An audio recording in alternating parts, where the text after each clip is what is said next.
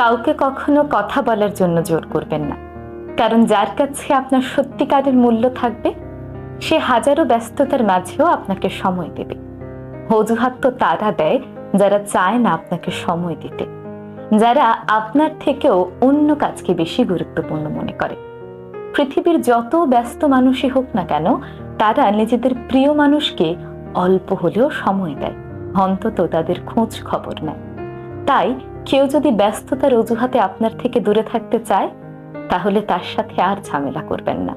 বুঝে নিন সে আসলে আপনাকে সময় দিতেই চাইছে না।